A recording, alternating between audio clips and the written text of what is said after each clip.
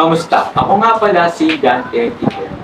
At ngayon ay tatalakayin natin ang pang-abay. Ano nga ba ang pang-abay?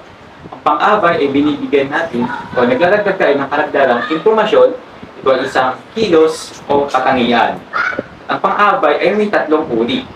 Una dyan ay ang pamanahon, panlunan, at pamaraan.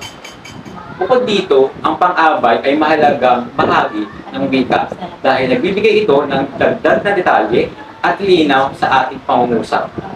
Napakahalaga ng ating papahayag ng mga ideya na mas malinaw at mas masinig.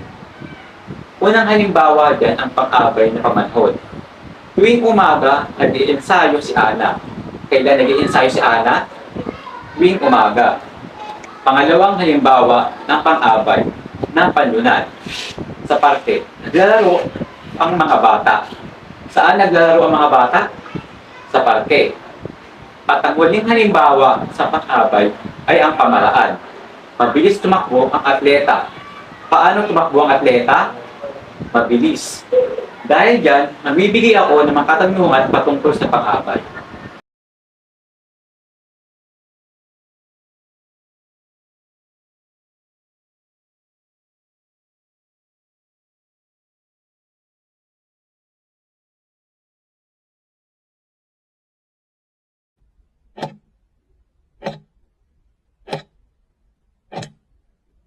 Unang tanong, isang bahagi ng panalita o mga salita na nagbibigay turing ng pandiwa, pang-uri, kapwa pang-abay. Ano ito? A. Pang-uri, B. Pandiwa, C. Pang-abay, o di kaya D. Pangatni. Bibigyan ko kayo ng 10 segundo para alamin.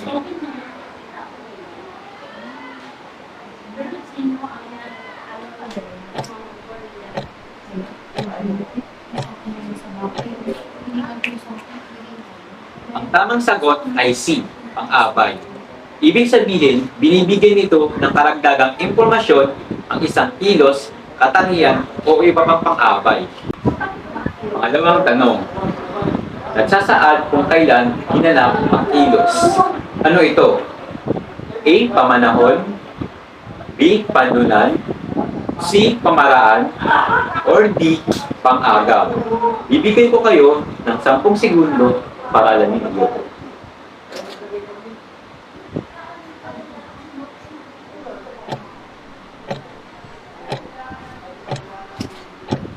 Ang tamang sagot ay A.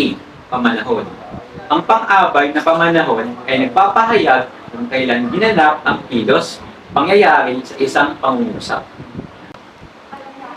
Pangatlo, tumutukoy sa pook, lugar kung saan naganap ang kilos. Anong uri ito? A. Pamanahon, B. Panlunan, C. Pamaraan, or D. Panang-ayon. Bibigyan ko kayo ng 10 segundo para alamin iyon.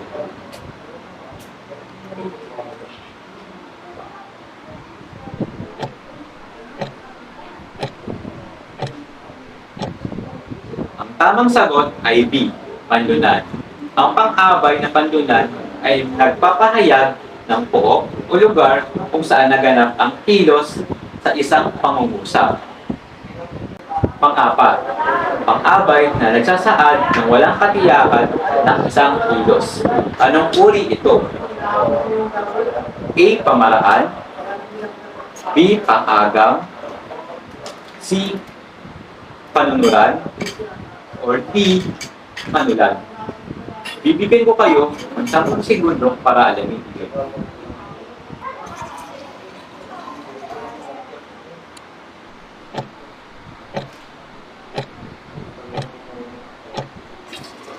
Ang tamang sagot ay B, pang-agam. Ang pang-abay na pang-agam ay nagpapahayag ng walang katiyakan o hindi tiyak na aspeto ng isang kilos sa isang pangungusap.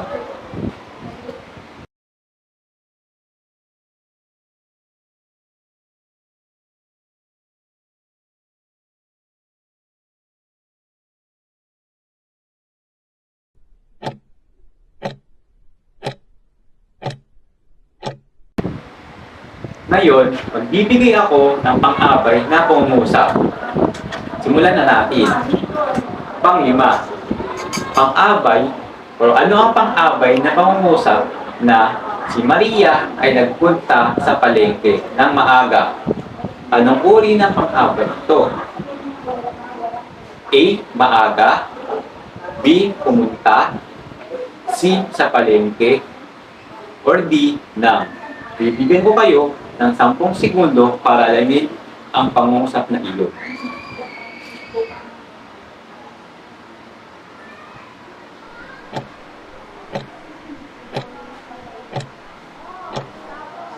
Ang tamang sagot ay A. Maaga. Sa pangungusap na binigay, ang pang-abay na maaga ay tumutukoy sa panahon o pamanahon na pagpunta ni Maria sa palengke. Pang-anim, ano ang pang-abay na pangungusap na siya ay tahimik na umupo sa sulok? Anong uri ng pang-abay na pangungusap ito? A. Tahimik. B. Umupo. C. Sa sulok. Or D. Siya.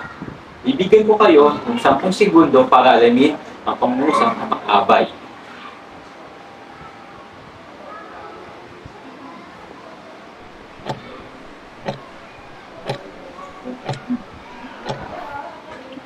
Tamang sagot ay A.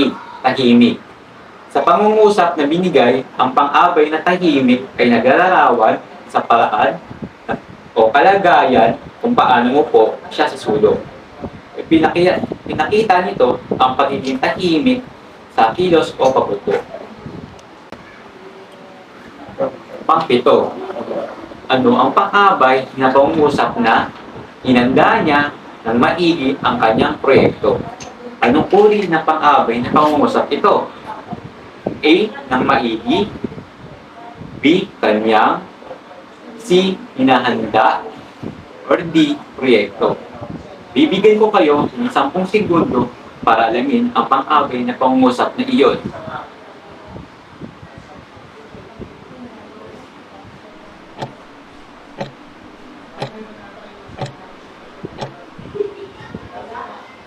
Tamang sagot ay A. Ng maigi. Sa pangungusap na ibinigay, ang pang-abay ng maigi ay nagpapakita ng pamamaraan o paraan kung paano inihanda niya ang kanyang proyekto. Pangwalo. Sa pangungusap na bumili siya ng mga libro kaninang umaga, aling pang-abay ang ginamit para sa panahon? Ano ang pang-abay na ginamit dito? A. Umaga. B. Kanina. C. Mga. D. Ng mga. Bibigyan ko kayo ng 10 segundo para alamin.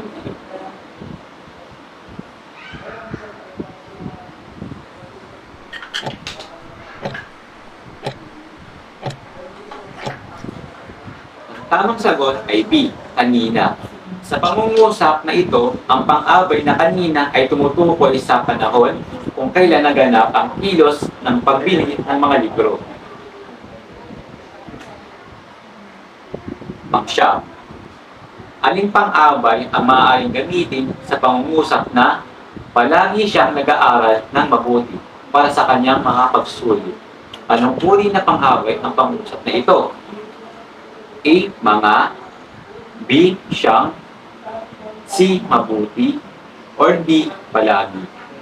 Bibigay ko kayo ng 10 segundo para alamin iyon.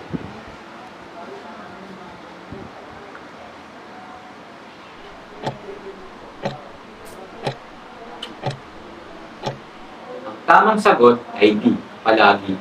Sa pangungusap na ito, ang pang-abay na palagi ay nagpapahayag ng kadalasang pag-aral niya ng mabuti para sa kanyang mga pagsulit.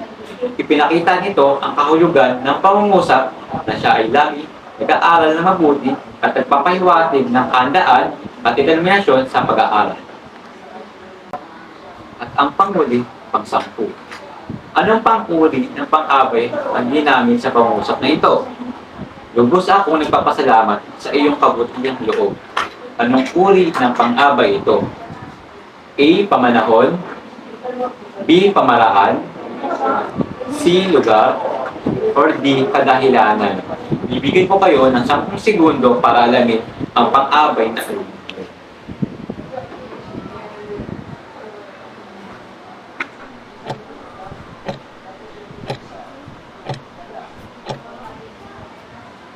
Ang tamang sagot ay D, kadahilanan. Sa pangungusap na ito, ang pang-abay na kadahilanan ay tumutukoy sa dahilan o rason kung bakit nagpasalamat ang nagsasalita sa kabutiang loob ng iba. Ngayon, nalaman na natin ang pang-abay. Ngayon naman, ay aalamin natin ang uri ng mga pananalita